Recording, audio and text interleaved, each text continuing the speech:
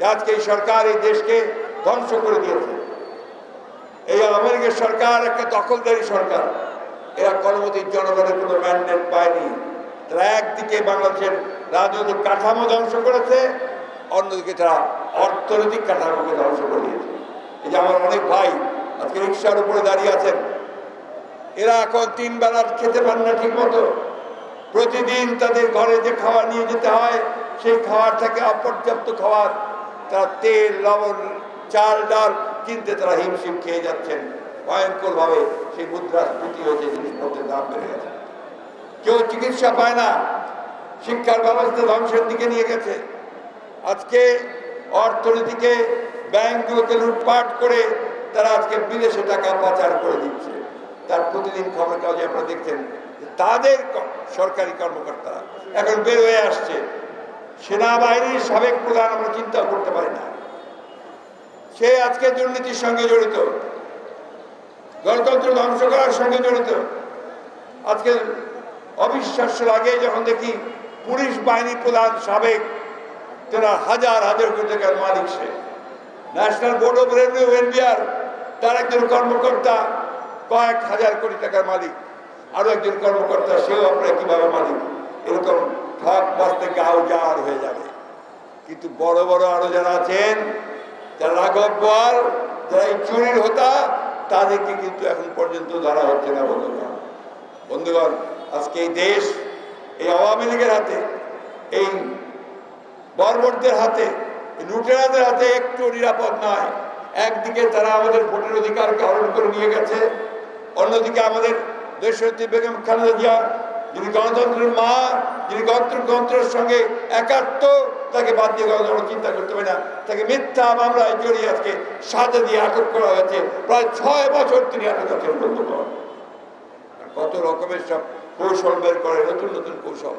আমরা খুব পরিষ্কার করে বলতে চাই, দেশনেত্রীকে মুক্ত করুন, অন্যথায় আপনাদেরকে যে কোনো পরিণতির জন্য তৈরি থাকতে হবে। বন্ধুগণ, এই দেশের মানুষ কখনো এই দেশনেত্রীকে এইভাবে অন্যায়ভাবে তাকে কারাগারে বন্দি অবস্থায় তাকে চলে যেতে দেবে না। এটা আমাদেরকে মনে রাখতে হবে। তাই শেষ কথা বলতে চাই, আমি আজকে পরিষ্কারভাবে আজকে সকলের তরফ থেকে, দলের তরফ থেকে আহ্বান জানাতে চাই, দেশনেত্রী বেগম খালেদা জিয়া আমাদের গণতন্ত্রের প্রতীক, আমাদের আন্দোলনের প্রতীক। তাকে বাঁচাতে হলে, তাকে রক্ষা করতে হলে, একই সঙ্গে আমাদের গণতন্ত্রকে রক্ষা করতে হলে, আমাদের অধিকারকে ফিরিয়ে আনতে হলে আজকে আমাদেরকে সকলকে ঐক্যবদ্ধ হতে হবে। একই সঙ্গে অন্যান্য রাজনৈতিক দলগুলোর কাছে আমি আহ্বান জানাতে চাই যে আসুন, আজকে আমরা যেমন গণতান্ত্রিক অধিকারের জন্য সংগ্রাম করেছি, লড়াই করছি, যুগপৎ আন্দোলন করছি, আজকে দেশনেত্রীর মুক্তির আন্দোলনকে সেই একইভাবে একীভূত করে আমরা সবাই ঐক্যবদ্ধ হয়ে সোচ্চার আওয়াজ তুলি। এবং তরুণ যুবকদের কাছে আমার আহ্বান থাকবে যে কে আছো জওয়ান, হও আগুয়ান, হাকিছে ভবিষ্যৎ। তোমাদের হাতে নির্ভর করছে এই দেশের ভবিষ্যৎ পরিবর্তন। একটা গণতান্ত্রিক দেশ, একটা সত্যিকার অর্থে জনগণের দেশ, একটা জনগণের অধিকার যেখানে সুপ্রতিষ্ঠিত হবে, সেই দেশ আমরা আনতে চাই। আমাদের নেতা ভারপ্রাপ্ত চেয়ারম্যান জনাব তারেক রহমান আজকে সুদূরে তিনি নির্বাচিত হয়ে তার প্রতি চরম অন্যায় করা হয়েছে।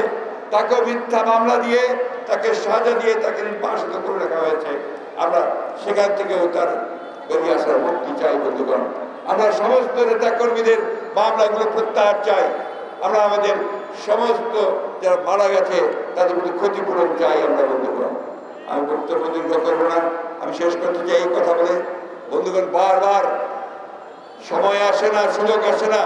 আজকে সমগ্র জাতিকে ঐক্যবদ্ধ করে আমাদেরকে সেই সামনের দিকে এগিয়ে গিয়ে এই ভয়াবহ দানব যে আমাদের দলকে ধ্বংস করছে, দেশকে ধ্বংস করছে, আমাদের গণতন্ত্রকে ধ্বংস করছে, স্বাধীনতাকে ধ্বংস করছে, তাকে আমাদেরকে নিশ্চিত করতে হবে।